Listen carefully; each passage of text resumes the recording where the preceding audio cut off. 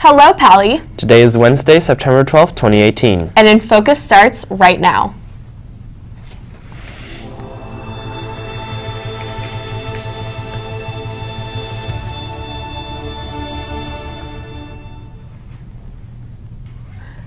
Club Day comes to the Pally Quad this week. We have the details. A look behind the scenes at InFocus. And the East Coast braces for a hurricane. That's all and more is coming up on today's show. Welcome to InFocus. I'm Stella Essenmacher. And I'm Leon Friedrichowitz. There's a lot going on around campus. Here are some important announcements from today's campus bulletin. An opportunity for students to interact with admissions representatives from a wide range of colleges is coming up. The NACAC Performing and Visual Arts College Fair takes place on Thursday, September 20th from 7 to 9 p.m. at the Ruth Asawa SF School for the Arts. For more info and to register, visit the URL on your screen. If the arts aren't your thing, those interested in the nursing profession can attend talks from many different areas of nursing and explore different nursing career opportunities. The event takes place on Tuesday, September 25th from 6 to 8:30 at Li Ka-shing Center. Interested students should RSVP by September 24th, 2018 to the link on screen. Stellar Science at Richmond is seeking student volunteers for the 2018 through 19 school year to participate in an after-school program working with at-risk kids. The student-run program will meet weekly on Tuesdays from 4 to 5 p.m. at Mariano Castro Elementary School in Mountain View starting soon. Interested students should email the email on screen for more information.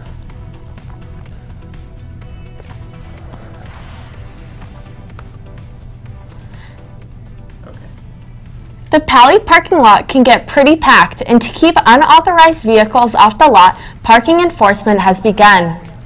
Parking permit enforcement started yesterday. Anyone parking in the Pally parking lots now needs a permit, which can be purchased at the ASB bookkeeper's office for $100 for the year.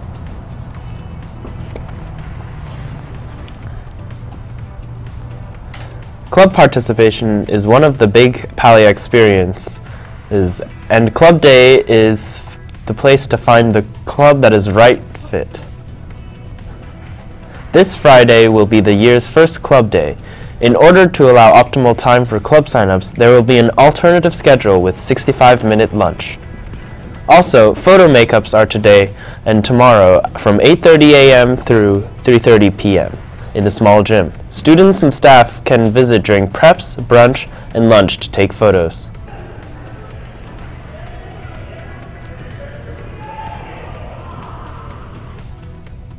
Moving on now from what's happening on around campus to what's happening in the world and locally today.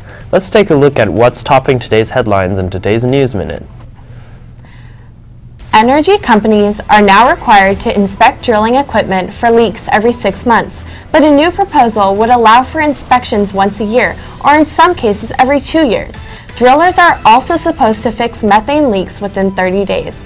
The new rules would give them 60 days.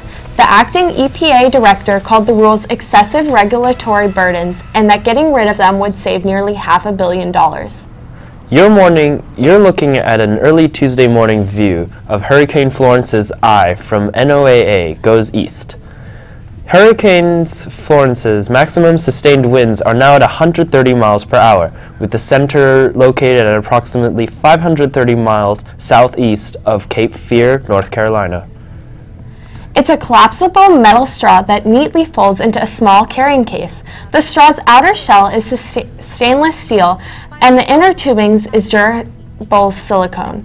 The creator's anti-plastic activist Emma Cohen and cinematographer Miles Pepper came up with the innovation and named it Final Straw. In less than a month, their Kickstarter campaign raised nearly $2 million. To date, the Final Straw has racked up 150,000 pre-sale orders. It's taking quite a while for InFocus to get on the air. The last-minute schedule change and a complete reworking of the show were the main reasons for the delay. InFocus reporter Trey Bishoping has more. Stand by to cue them in 3, 2, 1, cue them. It's taken a while for InFocus to get on the air, but Pally students can look forward to some new improvements. We renovated the entire look of the show. We're going to have a desk, we're going to have 2 anchors, we're going to be a little more like the real news, and I'm really excited to see how that turns out. Along with veteran students, some experienced newcomers join the crew. This year, I think I'm most excited to be on air and maybe be an anchor in the sports, and also just to get some information from some upperclassmen and learn what it's like being in InFocus. Along with veteran students, some experienced newcomers join the crew. I have 3 students, I believe, that I taught last year at Jordan, which is now called Green. Although new to InFocus, some students already have broadcasting experience. There's a lot of stuff that I learned from JTV that's going to help me in InFocus, like working on packages, going out Rundown Creator and typing in a script, because I never learned that until last year. Among the changes, InFocus will bring back the daily weather report with a new student in charge. I'm excited to learn, and I'm excited to do weather since we're bringing the weather back. The InFocus crew hopes these improvements make the long wait for InFocus worth it. For InFocus, I'm Trey Bischoping. Excellent. We also want to apologize for the stream being down yesterday. It was a pretty good show, including a segment about Pally staff members remembering 9/11. You can check out yesterday's episode as well as print versions of the bulletin at www.infocustv.com. Yes.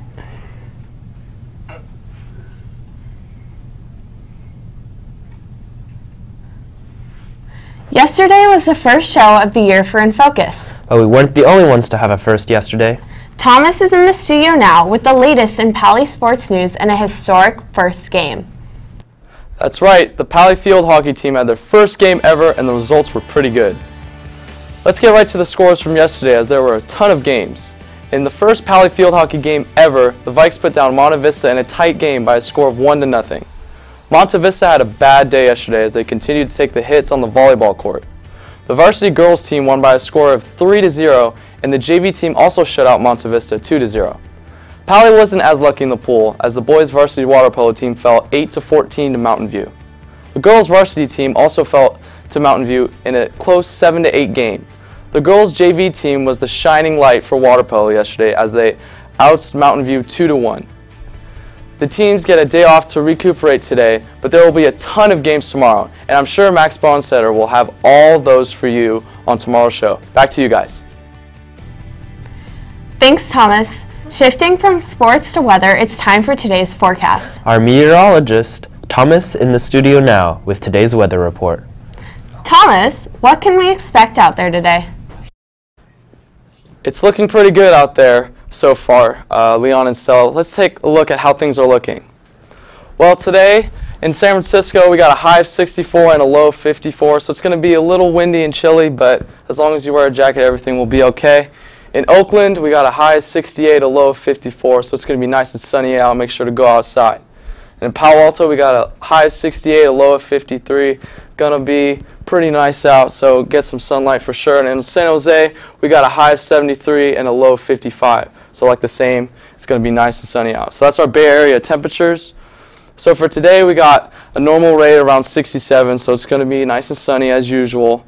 The high was supposed to be about 68, low 54, around there. Gusts about 5-mile-an-hour wind, 74% humidity, and no precipitation. So now let's look at Thursday. So 68, 54, usually about the same. So like I said, and same with Friday, around the same with 69 as the high. So now let's look through the week, Thursday and Friday. So we got highs of around 70. We got highs at around 70 and lows around early 50s. So we're going to have a nice weekend. Enjoy the sun. Back to you guys.